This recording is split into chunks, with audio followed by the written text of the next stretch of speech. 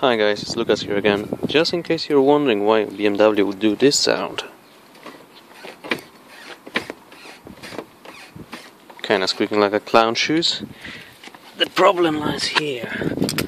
It's... I don't know if you can see it properly, but it's basically rear control arm. That's how it's called in Britain. That is causing this squeaking noise. It's sometimes being diagnosed as basically bushes in the straps near the petrol tank, but that's bullshit. And yeah, here we go.